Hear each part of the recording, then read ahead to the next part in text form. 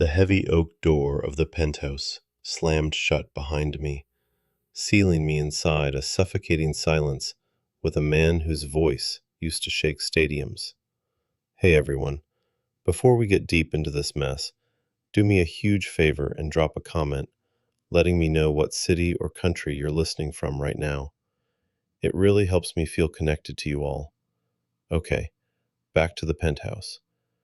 I stood in the massive foyer, my heavy emergency medical bag digging into my shoulder, listening to the rhythmic, mechanical hiss of an oxygen concentrator echoing from down the hallway. My name is Liam.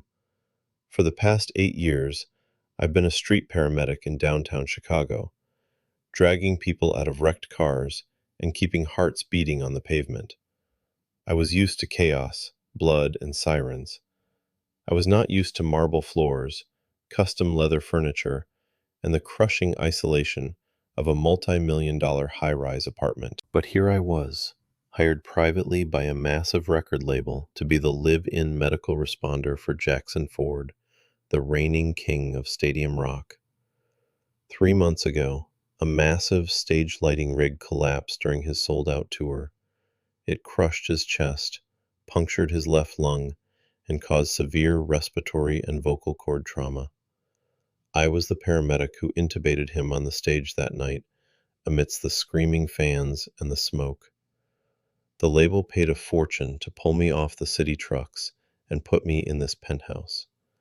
They wanted a medical professional monitoring his compromised lungs 24 hours a day, someone who could handle a respiratory crisis without calling 911 and leaking to the press that the great, indestructible Jackson Ford was struggling to breathe.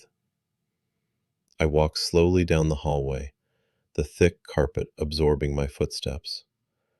The living room was submerged in shadows, the heavy blackout curtains drawn tight against the afternoon sun. Sitting in the corner, enveloped by an oversized armchair, was Jackson. He looked nothing like the leather-clad, hyper-masculine rock god who sold millions of albums singing about fast cars, wild women, and whiskey. He was wearing loose gray sweatpants, his dark hair tangled and unwashed, staring blankly at a muted television. A nasal cannula rested loosely around his neck instead of in his nose. I set my bag down on the glass coffee table with a deliberate thud. "Mr. Ford," I said, keeping my voice loud and clear. "I'm Liam. Your management agency briefed you about my arrival. I need to check your vitals and get that oxygen back on." Jackson didn't blink. He didn't turn his head. He just kept staring at the silent screen. I stepped closer, entering his peripheral vision. "Jackson, I need to listen to your lungs." Slowly, he turned his head. His eyes were bloodshot, carrying a profound, dark exhaustion. "Get out."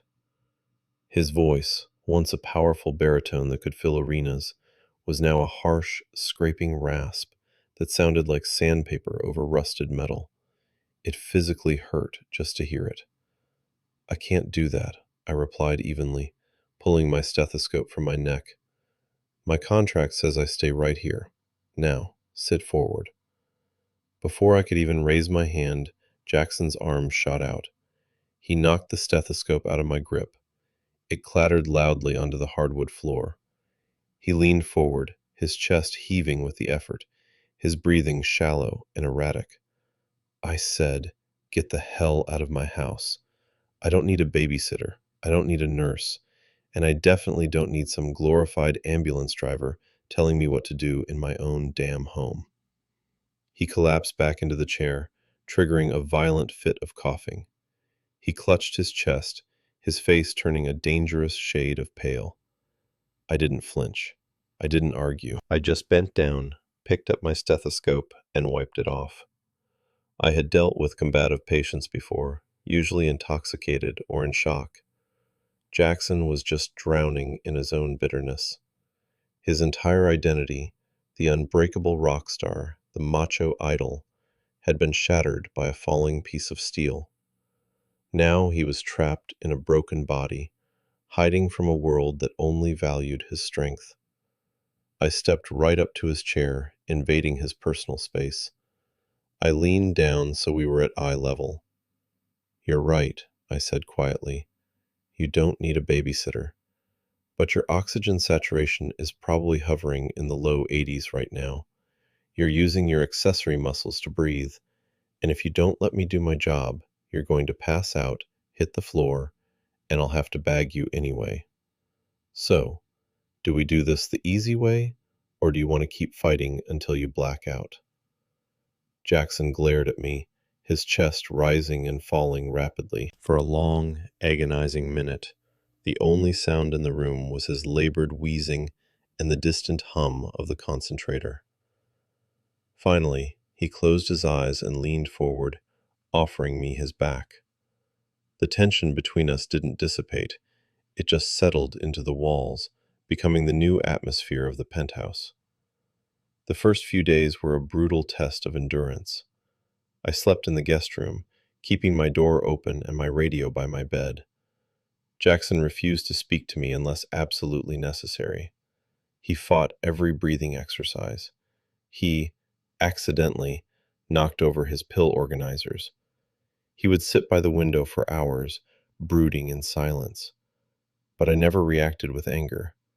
I just calmly cleaned up the messes, reset his oxygen, and maintained my absolute professional boundary. Everything changed on a Tuesday night. It was past 2 in the morning. I was sitting in the kitchen under a dim pendant light, updating his medical chart, when I heard a terrifying sound. It wasn't a cough. It was a sharp, desperate gasping, a sound of sheer panic. I dropped my pen, sprinted down the hall, and threw open the door to his master bedroom. Jackson was sitting up in bed, his hands clawing at his chest. The room was pitch black except for the moonlight bleeding through the blinds. He was having a massive panic attack, hyperventilating so hard his damaged lungs were spasming. He couldn't draw in enough air, and the lack of oxygen was feeding his terror in a vicious cycle. "Jackson!" I moved instantly, jumping onto the edge of the massive bed. I grabbed his shoulders. He was drenched in cold sweat, his eyes wide and unseeing, lost in the trauma of the accident. I can't breathe," he choked out, his voice a frantic whisper. He grabbed my arms, his grip surprisingly weak. "I've got you. Look at me," I commanded, pitching my voice low and steady. I didn't grab the oxygen mask yet.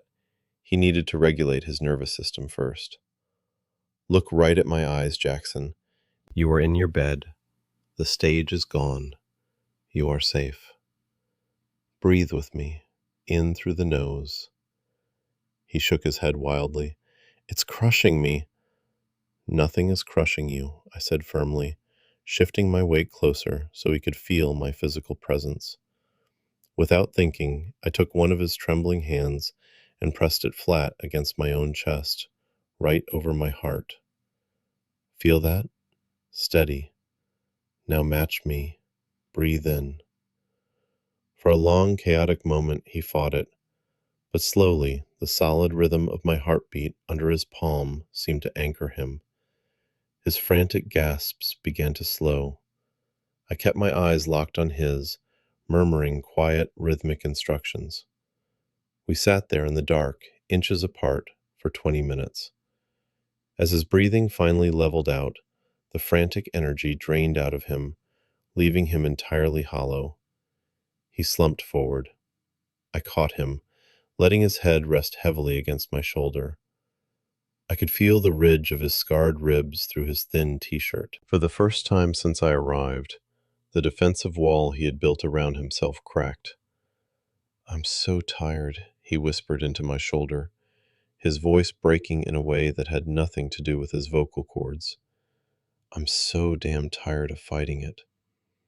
"I know," I murmured, carefully rubbing his back, maintaining a slow, soothing rhythm. "You don't have to fight right now." We stayed like that until he fell asleep. When I finally eased him back onto the pillows and pulled the blanket over him, I realized my own hands were shaking.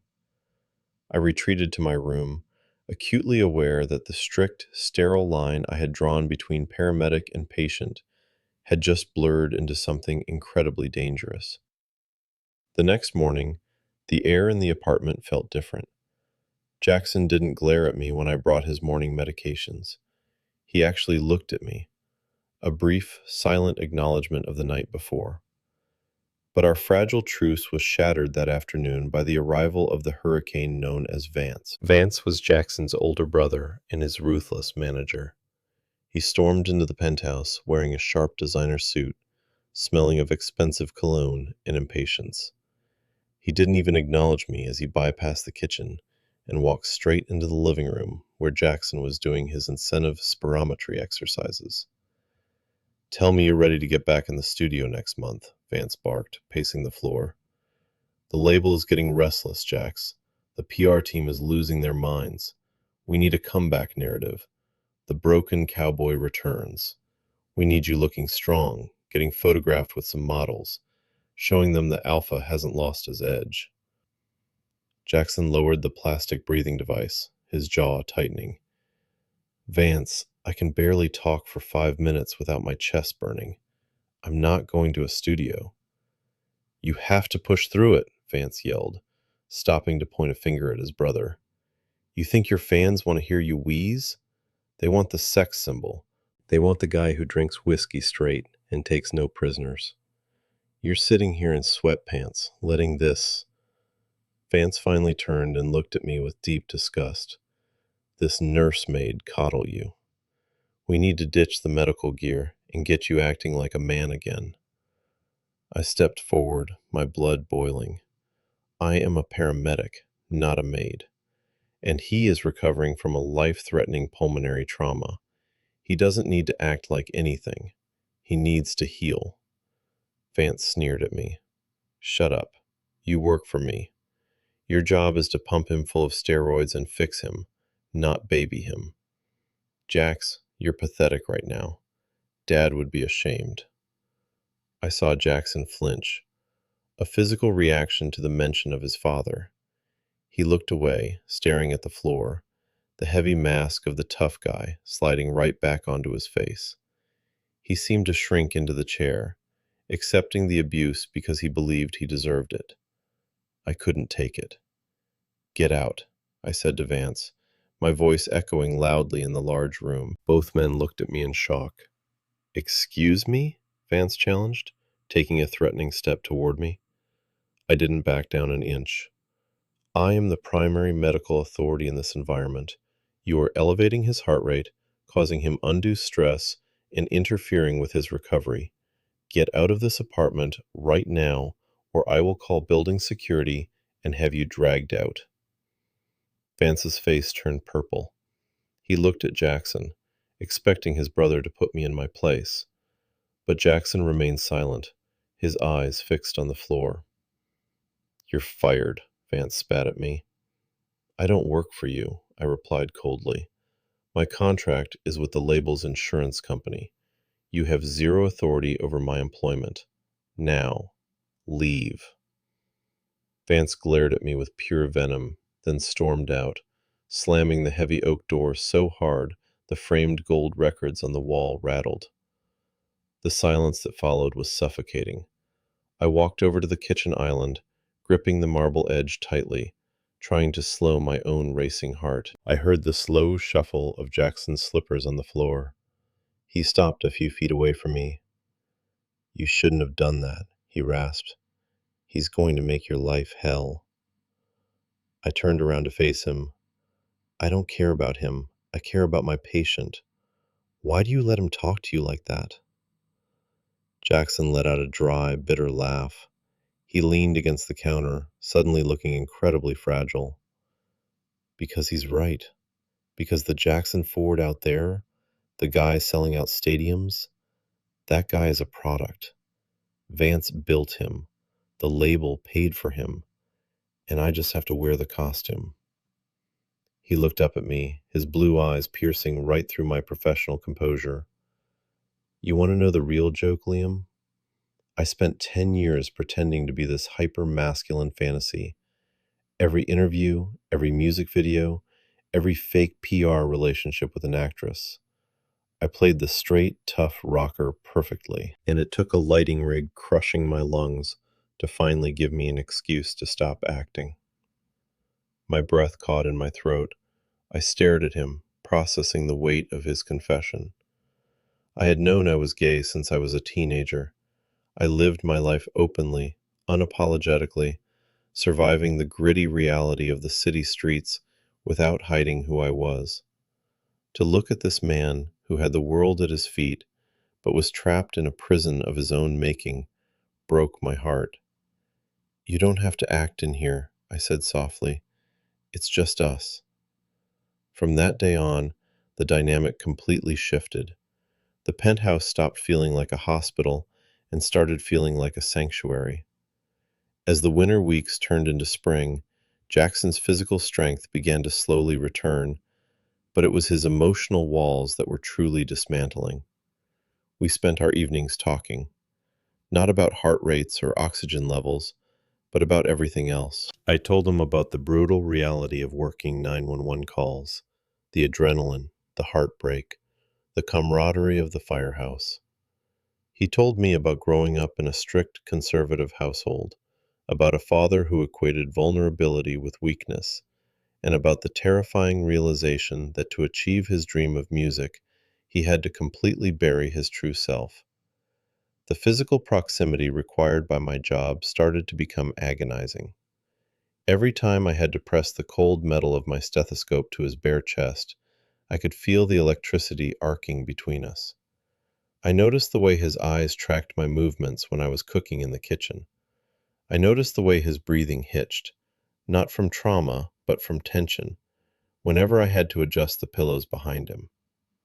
One rainy afternoon, my friend Julian stopped by to drop off some specialty medical supplies the pharmacy had forgotten to deliver.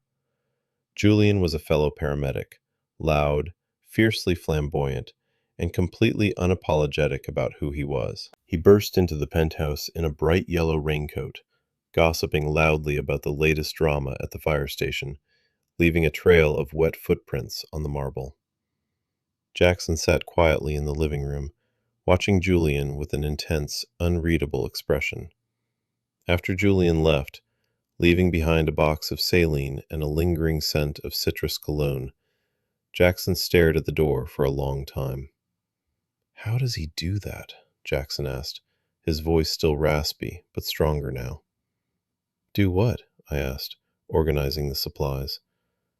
"Just exist, without apologizing, without constantly calculating how people are perceiving him.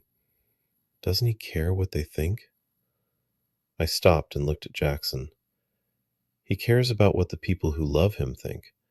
Everyone else is just background noise. It takes a lot of energy to constantly wear a mask, Jax. Eventually, you forget what your own face looks like." Jackson stood up slowly. He didn't use his cane. He walked deliberately across the room until he was standing right in front of me. The air grew thick, heavy with unspoken truths. "I know exactly what my face looks like," he whispered, his eyes locked onto mine. "I'm just terrified that if I show it, everyone will leave." I didn't step back. I looked at the man who had survived a collapsing stage, who was fighting every day just to draw a full breath, and I saw more courage in him than he could see in himself. "I'm not going anywhere," I promised, my voice barely above a whisper.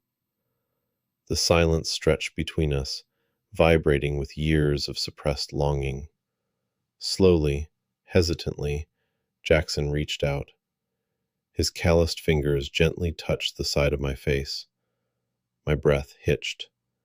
I leaned into his touch, my own hands coming up to grip his waist, feeling the solid warmth of him through his shirt. And then he leaned down, and our lips met. It wasn't a sudden, explosive collision.